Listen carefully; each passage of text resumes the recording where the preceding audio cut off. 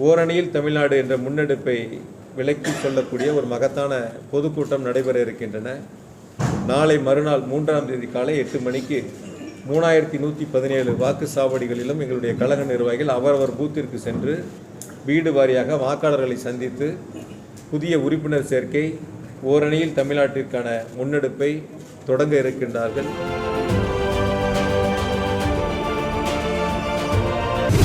31,85,000 பேர் வாக்காளர்களாக இருக்கின்றார்கள். குறைந்தபட்சம் 10 லட்சத்திற்கும் மேற்பட்டோரை கோவை மாவட்டத்தில் திராவிட முன்னேற்றக் கழகத்தில் உறுப்பினராக சேர்ப்பது என்ற இலக்கை நிர்ணயித்து தலைவருடைய களங்களில் முழுமையாக இந்த பணிகளை நிறைவு செய்து வெற்றிகரமாக ஒப்படைக்கக்கூடிய பணிகளை தொடங்க இருக்கின்றோம். கோவை மாவட்டத்தை பொறுத்தவரை திரும்ப நான் சொல்கிறேன், இது திராவிட முன்னேற்ற கழகத்தினுடைய கோட்டை, முத்தமிழர் டாக்டர் கலைஞருடைய எஃகு கோட்டை, இப்பொழுது மாண்பு முதலமைச்சர் தளபதியுடைய கோட்டை. நிச்சயமாக தேர்தல் களம் என்பது திராவிட முன்னேற்ற கழகம் தான் வெற்றி பெறும்.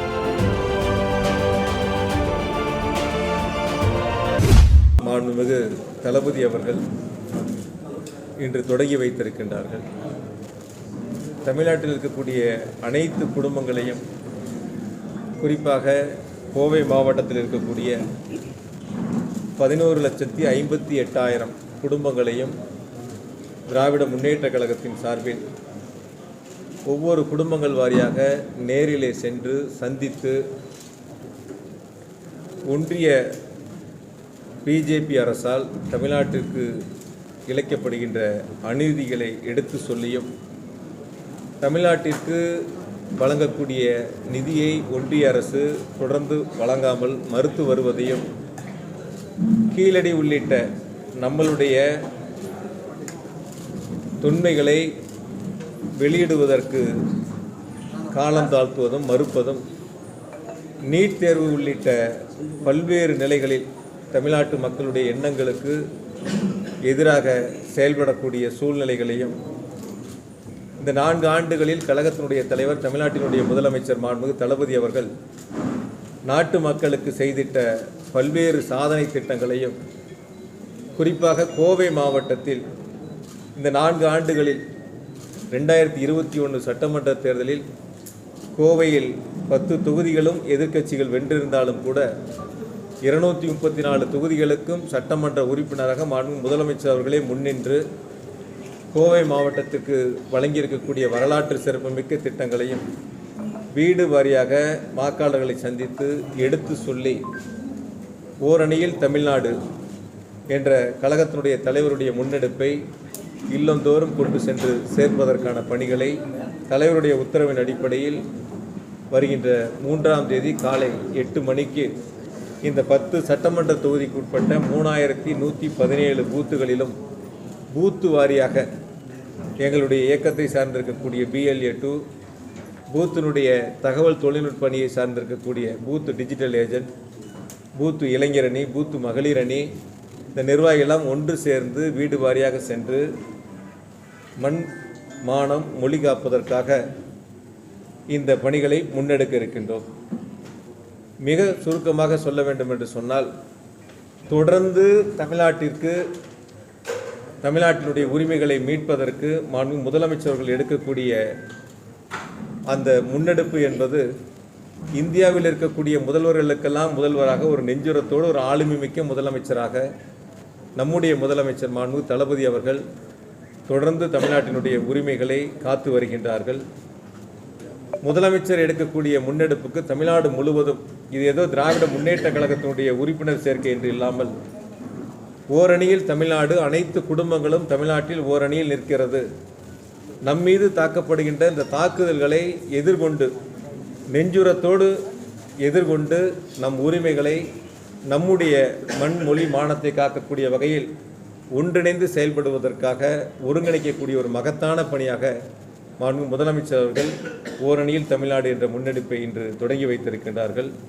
எனவே ஒன்றிய பிஜேபி அரசு தமிழ்நாட்டுக்கு செய்கின்ற, தமிழக மக்களுக்கு செய்கின்ற துரோகங்களை நாட்டு மக்களிடத்திலே தோலுரித்து காட்டி, பல்வேறு நிதி நெருக்கடிகள் இருந்தாலும் ஒன்றிய அரசு நிதி தராவிட்டாலும் கூட மாண்பு முதலமைச்சர் அவர்கள் தன்னுடைய அயராத உழைப்பால் இந்தியாவில் அனைத்து துறைகளிலும் தமிழ்நாட்டை முதல் இடத்திற்கு கொண்டு சென்று ஒரு வரலாற்று சிறப்புமிக்க பெருமையை உருவாக்கி தந்திருக்கின்றார்கள்.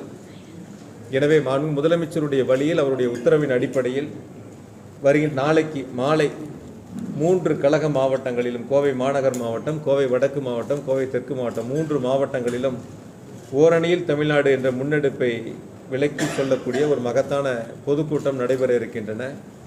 நாளை மறுநாள் 3ஆம் தேதி காலை 8 மணிக்கு 3117 வாக்கு சாவடிகளிலும் எங்களுடைய கழக நிர்வாகிகள் அவரவர் பூத்திற்கு சென்று வீடு வாரியாக வாக்காளர்களை சந்தித்து புதிய உறுப்பினர் சேர்க்கை, ஓரணியில் தமிழ்நாட்டிற்கான முன்னெடுப்பை தொடங்க இருக்கின்றார்கள். மிக சிறப்பாக இந்த பணிகளை முன்னெடுத்து ஏறத்தாழ 32 லட்சம் வாக்காளர்கள் கோவை மாவட்டத்தில் 31,85,000 பேர் வாக்காளர்களாக இருக்கின்றார்கள்.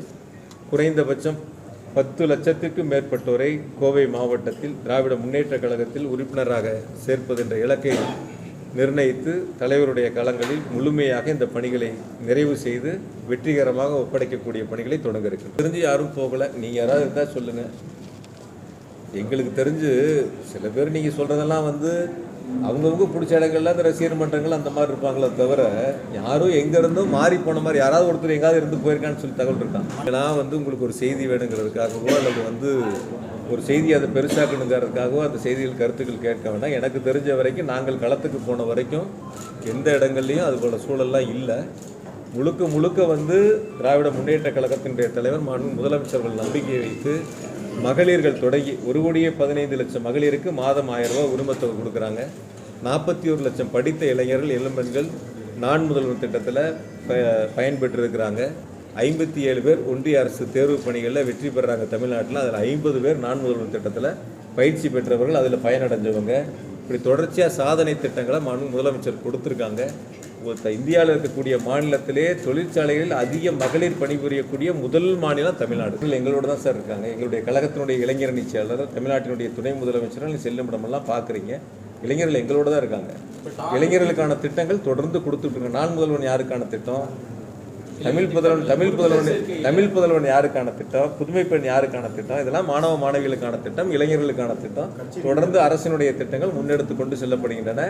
கழகத்தினுடைய இளைஞரணி, கழகத்தினுடைய மாணவரணி, கழகத்தினுடைய விளையாட்டு மேம்பாட்டணி எல்லாம் இதெல்லாம் ஒருங்கிணைச்சு எங்களுடைய இளைஞரணி செயலர் போன்றதற்குரிய சின்னவர் அவர்கள் செல்லுமிடமெல்லாம் நீங்கள் பார்க்குறீங்க. மிக உற்சாகமான வரவேற்பை தரக்கூடிய இளைஞர்கள் பங்கு பெற்று அதில் சிறப்பித்து கொண்டிருக்கின்றார்கள். எனவே இன்னைக்கு சொல்லக்கூடிய கருத்து, நாங்கள் மிக சிறப்பான ஒரு முன்னெடுப்பை எடுத்திருக்கிறோம். நீங்கள் இன்னொரு கட்சிக்கு விளம்பரம் தேட வேண்டியதில்லை. இருக்கக்கூடிய கருத்துக்கள் ஏதோ செவிவெளி செய்தியில் டீ கடையில் பேசுறதுல உங்களுக்கு விவாதத்துக்கு பொருள் வேணுங்கிறதுக்காக கூடிய கருத்துக்கள் வேண்டாம். துணை முதலமைச்சர் யாரு போனாலும் சந்திப்பாங்க. ஏன் சந்திக்கக்கூடாதுன்னு ஏதாவது இருக்கான்னு கேட்குறேன். ஒரு தவறான கருத்தை நீங்கள் முன்னெடுக்கக்கூடாது. துணை முதலமைச்சர்களை பொறுத்த வரைக்கும் நான் அந்த மாவட்டத்தை பொறுப்பாக்க சொல்லி தலைவர் என்ன அனுப்புகிறாரு. மாவட்டத்தில் இருக்காங்க. இன்றைக்கி ஒரு 300 பேர் வந்திருப்பாங்க. நீங்கள் பார்த்துருப்பீங்க. 300 பேர்த்தையும் தான் நான் பார்க்குறேன். அதில் புதுசாக வந்தவங்க பழசாக வந்தவங்க யாரையும் நான் தவிர்க்கிறது இல்லை. பொதுமக்கள் யாரும் பார்க்கறது இல்லை. எல்லாத்தையும் பார்க்குறவங்க எல்லாத்தையும் பார்க்குறேன். துணை முதலமைச்சர் அப்படி தான் பார்க்குறாங்க. ஏற்கனவே இயக்கத்தில் இருக்கிறவங்களையும் பார்க்குறாங்க, புதுசாக சேர்ந்தவங்களையும் பார்க்குறாங்க, பொதுமக்கள் வந்தாலும் பார்க்குறாங்க. விளையாட்டுத்துறையில் ஆர்வமாக வெற்றி பெற்றவங்களுக்கு பணியுரிமை வரைக்கும் அந்த பணியிடங்கள் உத்தரவு வரைக்கும் கொடுக்குறாங்க. அதனால் யாரும் இதில் மாற்று கருத்து கிடையாது. அது நீ பெருசாக யாரோ 2 பேர் ஆகாதவங்க ஒரு செய்திகளை போடுறாங்கிறதுக்காக அதை ஒரு பெரிய கருத்தாக சொல்லிட்டுருக்கீங்க. அதாவது ஓரணியில் தமிழ்நாடு என்பது இன்றைக்கி செய்தி, அதுதான் முன்னெடுத்துருக்கிறோம், அதை தான் முன்னெடுத்து கொண்டு போகிறோம். அதில் சிறப்பு கவனங்களை நாங்கள் செலுத்தியிருக்கிறோம். காலையிலேருந்து 3 மாவட்டங்களிலும் நிர்வாகிகளை சந்தித்து அதற்கான கூட்டங்களை நடத்தி ஏற்பாடுகளை செய்திருக்கின்றோம்.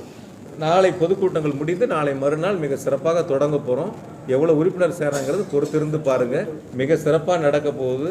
நான் இன்னும் ஒரு தெளிவாக சொல்கிறேன். கடந்த முறை 10 தொகுதிகளிலும் வாய்ப்பு இல்லாவிட்டாலும் கூட வரக்கூடிய 2026 சட்டமன்ற தேர்தலில் கோவை மாவட்டத்தில் இருக்கக்கூடிய 10 தொகுதிகளிலும் வெற்றி என்பது திராவிட முன்னேற்ற கழகம் தலைமையிலான கழகத் தலைவர் மாண்பு முதலமைச்சர் அவர்களுக்கு மகத்தான வெற்றியை கோவை மக்கள் வழங்குவதற்கு தயாராக இருக்காங்க. அதுக்கு உதாரணம் தான் நடந்து முடிந்த உள்ளாட்சி தேர்தல், அதன் பிறகு நாடாளுமன்ற தேர்தல். நாடாளுமன்ற தேர்தல் எம்பி பக்கத்துலேயே தான் இருக்காங்க. மக்கள் வாக்களித்தானே வெற்றி பெற்றாங்க. மொழி பிரச்சனை இல்லைன்னு நீங்கள் சொல்கிறீங்களா? இந்தி திணிப்பு இல்லைன்னு நீங்கள் சொல்கிறீங்களா? கீழடி பிரச்சனை அதை அவங்க ஒத்துக்கிட்டு வெளியிட்டு இருந்தால் நாங்கள் ஏன் அந்த கருத்தை சொல்ல போகிறோம்? நம்மளுடைய வரலாறுகளை மறைப்பதற்கு ஒன்றிய அரசு முயற்சி செய்கிறது. அதனுடைய கருத்தை வெளியிட மறுக்கிறது. அது சொல்லணுமா வேண்டாமா? அரசனுடைய கடமை, ஒரு இயக்கத்தினுடைய கடமையா இல்லையா? அது நீங்கள் அது நாங்கள் அதுக்கு என்ன சம்மந்தம்னு கேட்குறேன். நான் தூத்துக்குடியில் துப்பாக்கி சூடு சம்பவம் நடக்கலையா? அந்த மாதிரி அதாவது நான் தொலைக்காட்சி பார்த்து தான் தெரிஞ்சுக்கிட்டேன்னு ஒரு முதலமைச்சர் அப்போ இருந்தவர் சொன்னார். அந்த மாதிரியே இப்போ அரசாங்கம் இருக்குது. உடனுக்குடன் நடவடிக்கை எடுக்கிறாங்க. தவறுகள் நடந்தால் உடனுக்குடன் நடவடிக்கை எடுக்கக்கூடிய முதலமைச்சர். தவறுகள் இல்லைன்னு சொல்லலாங்க, நடந்தால் உடனுக்குடன் நடவடிக்கை எடுக்கிறோம், நடக்காமல் பார்த்துக்கிறோம். அதனால் எதையும் எதை மறைக்கிறதுக்கு இன்னொரு கருத்துக்களை முன்னெடுக்க வேண்டிய அவசியம் இல்லை. நீட் தேர்வுங்கிறது வேண்டான்னு மக்களுடைய கருத்து. இப்போ நீங்கள் யாராவது நீட்டு வேணும்னு நினைக்கிறீங்களா? இருக்கிற பத்திரிகையாளர் தமிழ்நாட்டுக்கு நீட்டு வேணும்னு நினைக்கிறீங்களான்னு யாராவது? எல்லாத்துடைய கருத்து அதுதானே. அதான அரசாங்கத்தினுடைய கருத்து, மக்களுடைய கருத்து அதுதான், மாணவ செல்வங்களுடைய கருத்து அதுதான். அப்போ அந்த கருத்துக்களை நம்ம முன்வைக்கும் போது அதுக்கு முடிச்சு போடுவது அவசியமற்றது, தேவையற்றது. அதனால் தமிழ்நாட்டினுடைய உரிமைகளை பொறுத்த வரைக்கும் கீழடியாக இருந்தாலும் சரி, ஒன்றிய அரசு கல்விக்கு கொடுக்க வேண்டிய நிதியை கொடுக்க மறுத்தாலும் சரி, நிறைய இன்னைக்கு நம்முடைய முதலமைச்சர் சுட்டி காட்டினாங்க. ஒன்றிய அரசு வழங்கக்கூடிய திட்டங்களில் பெரும்பான்மையாக மாநில அரசுடைய நிதிகள் தான் கொடுக்குறாங்க. மாநில அரசு தான் அந்த திட்டங்களுக்கான நிதிகளை கொடுத்து திட்டங்களை செயல்படுத்தக்கூடிய சூழல் இருக்குது. அந்த அளவுக்கு இருக்குது. நீங்கள் கேஸுக்கு மானியம் கொடுக்குறேன் நாங்கள், இப்போ யாருக்காவது கேஸுக்கு மானியம் வருதா சொல்லுங்கள். இருக்கிற பத்திரிகையில் யாராவது ஒருத்தர் சொல்லுங்கள், பிஜேபி அரசு கேஸ் மானியம் எங்களுக்கு கொடுக்குறேன் நாங்கள், இப்போ எங்கள் அக்கௌண்ட்டில் எல்லாம் இந்த மாதம் வந்துருச்சுங்க கேஸ் மானியம் தான் சார், அதுதான் சொல்கிறாங்க. ஆனால் அப்படி இல்லை. முதலமைச்சர் சொல்லக்கூடிய திட்டங்கள், அறிவித்த திட்டங்கள், நிதி ஒதுக்கிய திட்டங்கள் எதெல்லாம் கொடுத்தாங்களோ தொடர்ந்து கொடுத்துட்ருக்காங்க. எந்த திட்டமாக தமிழ்நாட்டில் முதலமைச்சர் தொடங்கி வச்சு இந்த திட்டம் நின்று போச்சு, இந்த மானியம் நின்று போச்சுன்னு சொல்லுங்கள் பார்க்கலாம். மகளிர் உரிமை தொகை நாங்கள் போகின்ற இடங்களில் சில பேர் கோரிக்கை வச்சாங்க, எங்களுக்கு விடுபட்டிருக்கு சேர்த்தணும்னு சொன்னாங்க. அதையும் முதலமைச்சருடைய கவனத்துக்கு போன பிறகு அறிவிச்சுட்டாங்க. தமிழ்நாடு முழுவதும் 10,000 முகாம்கள் நடத்த போகிறாங்க. ஒட்டு மொத்தமாக 10,000 முகாம்கள் நடக்குது. யாரெல்லாம் அதில் உரிமை தொகை விடுபட்டிருக்கோ அவங்க அங்கே விண்ணப்பங்களை கொடுக்கலாம். தகுதி அடிப்படையில் அவங்கள தேர்வு செஞ்சு கொடுப்பாங்க. இது குறித்து முதலமைச்சரும் மிக தெளிவாக சொல்லியிருக்காங்க. என்னென்ன நடவடிக்கைகள் எடுக்கப்பட்டது, யார் யார் மீது என்னென்ன நடவடிக்கைகள் எடுக்கப்பட்டது. சட்டமன்றத்தினுடைய முதலமைச்சருடைய பதிலை நீங்கள் பார்த்துருப்பீங்க. ரொம்ப தெளிவாக அதில் சுட்டி காட்டியிருக்காங்க. எவ்வளோ பேர் அதில் சம்மந்தப்பட்டிருந்தாங்க, எவ்வளோ பேர் மீது நடவடிக்கை எடுக்கப்பட்டது தெளிவாக சொல்லியிருக்காங்க.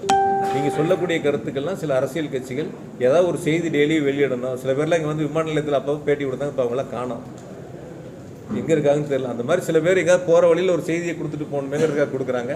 இன்றைக்கி உங்கள்கிட்ட நாங்கள் அழைத்ததற்கு காரணம், உங்களை நாங்கள் சந்திப்பதற்கு காரணம், ஓரணியில் தமிழ்நாடு என்ற ஒரு சிறப்பான முன்னெடுப்பை முதலமைச்சர்கள் அறிவித்து அந்த பணிகளை நாங்கள் இன்றே தொடங்கி இருக்கின்றோம். ஒரு வேண்டுகோள் உங்கள்கிட்ட சொல்கிறேன், என்ன பறிபோச்சுன்னு நீங்கள் அவங்ககிட்ட கேட்டு சொல்லுங்கள். இந்த 4 ஆண்டுகளில் ஆட்சி பொறுப்பேற்று தளபதி அவர்கள் முதலமைச்சராக அமர்ந்து தமிழ்நாட்டின் உரிமை என்ன பறிபோயிடுச்சுன்னு ஏதாவது ஒரு கருத்து ஒன்று நீங்களாவது கேட்கணும் அவங்ககிட்ட. அது எடுக்கக்கூடிய நடவடிக்கைகள் முழுமையாக எடுத்திருக்கிறோம். அது சம்மந்தமாக இருக்கக்கூடிய பணிகள் தொடர்ந்து அதில் நடந்துக்கிட்டு இருக்குது. இங்கே அதில் எந்த விதமான மாற்று கருத்து இல்லை. ஏதோ அவங்க செஞ்சுட்டாங்க நாங்கள் செய்யலைன்னு சொல்லி. இப்போ முன்னாடி கார்த்தி என்ன பேசினார், இந்த பாலர்களே அவினாசி ரோடு 12% அவங்க முடிச்சிருந்தாங்க, அவ்வளோதான் செலவழிச்சிருந்தாங்க. மீதி 88% பணத்துக்கான நிதி, அந்த பாலத்துக்கான நிதிகள் நாங்கள் தான் கொடுத்துருக்குறோம். நாங்கள் தான் அந்த வேலையை முடிச்சிருக்கிறோம். அவங்க செஞ்சது எவ்வளவு கேட்டால் நாங்கள் பாலம் கொண்டு வந்தேன்னு சொல்லுவாங்க. ஏதாவது ஒரு கருத்துக்கள் சொல்லக்கூடிய கருத்துக்கள், தேர்தல் நேரங்கிறதுனால ஒவ்வொரு அரசியல் கட்சியும் ஒவ்வொரு மாதிரியான கருத்துக்களை முன்வைப்பாங்க. அந்த கருத்துக்களை நீங்கள் ஒரு செய்தியாக போடணுங்கிறது அது உங்களுடைய கடமை. அதை நீங்கள் செய்கிறீங்கன்னு வச்சுக்கோங்க. பொதுவாக நீங்கள் கோயம்புத்தூரை பொறுத்த வரைக்கும் இப்படி ஒரு பெரியார் நூலகம் இது வரைக்கும் அமைஞ்சிருக்கா? படிக்கக்கூடிய போட்டித் தேர்வுக்கு தயாராகக்கூடிய மாணவ மாணவிகளுக்கு, அந்த இளைஞர் இளம்பெண்களுக்கு எவ்வளோ ஒரு வசதி வாய்ப்பாக இருக்கும். 7 மாடி கட்டணம் மிக பிரம்மாண்டமாக இருக்குது. நகைத்தொழில் செய்கிறவங்களுக்கு என்றைக்காவது அவங்க வாழ்க்கையில் நினச்சி பார்த்துருப்பாங்களா? எத்தனை வருஷ கோரிக்கை. இங்கே இருக்கக்கூடிய பத்திரிகையாளர் எத்தனை முறை அதை எழுதியிருப்பீங்க. அவங்களுக்கான ஒரு தொழில்கூடம் வேணுங்கிறதுல ஏறத்தாழ 126 கோடி அதில் அதுக்கான நிதிகளை கொடுத்து அவங்களையே அவங்க எல்லா சங்கங்களையும் அழைச்சி சம்பந்தப்பட்ட அதிகாரிகள் அமர்ந்து அமைச்சரே உட்கார்ந்து அதை பேசி என்ன வடிவமைப்புகள் செய்யப்பட்டிருக்கு, இதில் ஏதாவது மாற்றங்கள் இருந்தால் நீங்கள் சொல்லுங்கள் அப்படின்னு சொல்லி அவங்ககிட்டே கேட்டு அதுக்கான திட்டமிடல் அதில் செய்யப்பட்டிருக்கு. இப்படி தொடர்ச்சியாக ஒட்டுமொத்தமாக நிறைய வரிசையாக சொல்லிக்கிட்டே இருக்கலாம். அதனால் தமிழ்நாட்டினுடைய உரிமைகள் என்பது கடந்த காலங்களில் அதிமுக ஆட்சியில் பறிபோனதை இன்று நம்முடைய முதலமைச்சர் தளபதி அவர்கள் மீட்டு கொண்டு இருக்கின்றார்கள். கருத்தாக சொல்கிறேன், கொஞ்ச நாளைக்கு முன்னாடி சொன்னார் 2024 எம்பி எலெக்ஷன்லையும் ஒருத்தரோட சேர மாட்டோம், 26லையும் சேர மாட்டோம்னு ஒரே ஆர்ப்பரிப்போடு இருந்துச்சு செய்தியெல்லாம். அடுத்து எங்கே போனாங்க என்னன்னே தெரியல. பக்கத்தில் போய் வந்து அப்படியே கொஞ்சம் மிக்சர் வச்சுருந்தா சாப்பிட்டு உட்காந்துருப்பாங்க. டேபிளில் மிக்சர் வேறு இல்லை அன்றைக்கி, இல்லைன்னா அதையும் சாப்பிட்டுட்டு உட்காந்துருப்பாங்க. பொதுவாக சொன்னாங்க, இல்லை சார் அவங்க தானே சார் சேர மாட்டேன்னு சொன்னாங்க. நாங்களாக சொன்னாங்க நீங்கள் சேருங்க சேர வேண்டாம் நாங்களாக சொன்னோம். அவங்க சேர மாட்டேன்னு சொன்னாங்க, அவங்க சேர்ந்துருக்காங்கன்னு தான் சொல்கிறாங்க. வேற ஒன்றும் சொல்லலை. நாங்கள் எங்கள் கூட்டணி வலுவான கூட்டணி, எங்கள் தலைவர் மீது மக்கள் நம்பிக்கை வச்சுருக்காங்க, தலைவருடைய திட்டங்களுக்கு வரவேற்பு கிடைச்சிருக்கு. முதலமைச்சர் செல்லும் இடமெல்லாம் தாய்மார்கள் மகளிர் வந்து உற்சாக வரவேற்பு கொடுக்குறாங்க. அடுத்த 2026 தேர்தலிலும் தளபதி தான் முதலமைச்சருங்கிறத உறுதி செய்கிறாங்க. இப்போ ஒரே ஒரு நோக்கம், நீங்கள் ஒவ்வொரு முறையும் வந்து சில பேர்லாம் பேட்டியில் கூட கொடுத்தாங்க பிஜேபி, இங்கே வந்தால் பிரதமர் வந்து இங்கிலீஷில் தான் பேசுகிறார், ஆங்கிலத்தில் தான் பேசுகிறாருன்னு. அதுவும் சோசியல் மீடியாவில் வந்துச்சு. அவர் வந்து எந்தெந்த கூட்டத்தில் கலந்துக்கிட்டார், எதெல்லாம் ஹிந்தியில் பேசினாருன்னு. அதெல்லாம் விட்டுறீங்க சோசியல் மீடியாவில், அதெல்லாம் வந்துச்சுல்ல. ஒரு கட்சியோட ஒரு நிர்வாகி பேசினார், அவங்க வந்தாங்க இங்கிலீஷில் தான் பேசுகிறாரு, வேறு எதுலேயும் பேசுறது இல்லைன்னு. அப்படியே கீழே பதிலை போட்டிருந்தாங்க, அவர் ஹிந்தியில் பேசுறது. அப்படி தானே வந்துச்சு. அதாவது வந்து முக்கிய ஃபோக்கஸுங்கிறது கிடையாது. என்னெல்லாம் நம்முடைய உரிமைகள் இருக்குது, என்னெல்லாம் வந்து ஒன்றிய அரசு செய்யாமல் இருக்குது, நம்ம எதெல்லாம் இப்போ நம்ம கேட்டுக்கிட்டு இருக்கோம் என்னங்கிறது தான் நம்மளுடைய கருத்து. அதை சொல்லி தான் ஆகணும் மக்கள்கிட்ட. இன்றைக்கி இருக்கக்கூடிய சூழல்கள் இளைஞர்கள், பெண்களுக்கு, அதே போல் வந்து மகளிருக்கெல்லாம் தெரியணும்ல, நாட்டினுடைய நடப்பு தெரியணும்ல, இல்லை வரைய போய் சொல்லணும்ல. இப்போ 2 நாளைக்கு முன்னாடி ஒரு அரசியல் கட்சியோட தலைவர் வந்து கோயம்புத்தூர் வரைக்கும் இருந்துட்டு சாலையெல்லாம் மோசமாக இருக்குது, ரோடே போடலை, அதெல்லாம் பார்க்கணும்னு சொல்லி சொன்னாங்க.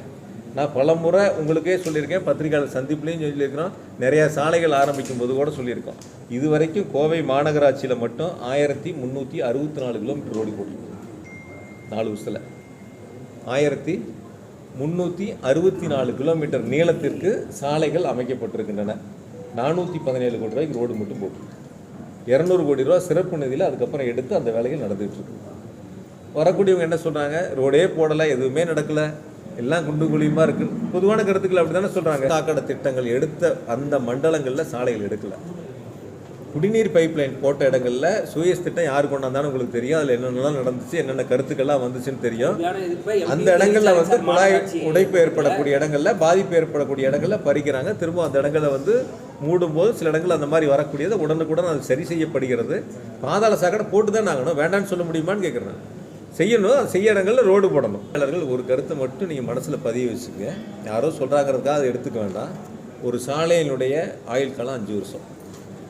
ஒரு ரோடு போட்டால் 5 வருஷத்துக்கு முன்னாடி அந்த ரோட்டை திரும்ப எடுக்க முடியாது. எடுத்தால் ஆடிட்டில் பிரச்சனை வரும், ரோடை சேங்ஷன் பண்ண முடியாது. அப்போ கடந்த அதிமுக ஆட்சியில் ரோடு போட்டுருந்தா இப்போ 5 வருஷத்துக்குள்ளே அந்த ரோடு நம்ம எடுக்க முடியாது. இப்போ போன ஆட்சியில் போடாத ரோடெல்லாம், போடாமல் விட்டுட்டு போன ரோடெல்லாம் நீங்கள் பெரும் வந்து கலர்கலரான திட்டங்களை சொல்கிறாங்களே தவிர, புதிய சாலைகள் அமைப்பதற்கோ சாக்கடைகள் அமைப்பதற்கோ பாதாள சாக்கடை திட்டத்திற்கான நிதிகளை எதையும் கொடுக்கல. இப்போ முதலமைச்சர் கொடுத்து அந்த பணிகள் செய்கிறாங்க. இதெல்லாம் ஒரே நாளில், ஒரே வாரத்தில், ஒரே மாதத்தில் நடைபெறுவதில்லை. பாதாள சாக்கடை திட்டப்பணிகளும் முடிக்கணும், சுயஸ் திட்டமும் பாதிப்பு வராமல் அதை வந்து விரைவாக சிறப்பாக மக்களுக்கு கொண்டு சேர்ந்து வேறு வழி இல்லாமல் குடிநீருக்கான தேவைகளை அந்த பணிகளை செய்யணும். விடுபட்ட பகுதிகளுக்கு சாலைகள் போடணும். கூடுதலாக நிதி வேணும்னாலும் முதலமைச்சர் கொடுக்குறேன்னு சொல்லியிருக்காங்க. அதனால் இந்த பத்திரிகையாளருடைய சந்திப்பினுடைய நோக்கம் ஓரணியில் தமிழ்நாடு, புதிய உறுப்பினர் சேர்க்கை, நம்முடைய உரிமைகளை முதலமைச்சர்கள் முன்னெடுத்திருக்கக்கூடிய இந்த முன்னெடுப்புகளை தமிழ்நாடு முழுவதும் ஒருங்கிணைத்து, குறிப்பாக கோவை மாவட்டத்தில் இருக்கக்கூடிய அனைத்து மக்களையும் ஒருங்கிணைத்து முன்னெடுக்கக்கூடிய ஒரு மகத்தான முன்னெடுப்பு. இன்று தொடங்கி இருக்கக்கூடிய இந்த பயணம் 45 நாட்கள் தொடர்ந்து கோவை மாவட்டத்தில் நடைபெற இருக்கின்றன. பூத்து வாரியாக எங்களுடைய நிர்வாகிகள் உறுப்பினர்களை சேர்ப்பார்கள். ஓரணியில் தமிழ்நாடு அந்த முன்னெடுப்பில் அவர்களை ஒன்றிணைக்கக்கூடிய பணிகளை மிக சிறப்பாக இப்போ இருக்கக்கூடியது அதை விட கொஞ்சம் குறைவாக தான் சார் குறைவாக தான் இருக்காங்க. இலக்கு வந்து 10 லட்சத்துக்கு மேலே பிளான் பண்ணியிருக்கோம். அந்த செயல் திட்டத்தை உங்ககிட்ட சொல்லிட்டு அப்புறம் நாங்கள் எப்படி செயல்படுத்துறோம், என்னெல்லாம் செயல் திட்டம் இருக்குன்னு உங்ககிட்ட சொல்லிட்டு அப்புறம் நாங்கள் எப்படி செயல்படுத்துறோம். 100 வார்டு ஜெயிப்போம் தான் நின்னோம். எவ்வளோ வார்டு நாங்கள் ஜெயிச்சோம். ஆங்கில தொலைக்காட்சியிலே லைவ் வச்சிருந்தாங்க எம்பி எலெக்ஷனில். ஒரு பரபரப்பு இல்லை சார். ஏன்னா 1.5 லட்சம் ஓட்டில் ஜெயிச்சு 1.5 லட்சம் ஓட்டில் ஜெயிக்கிறது வெற்றி வித்தியாசம் கம்மியா?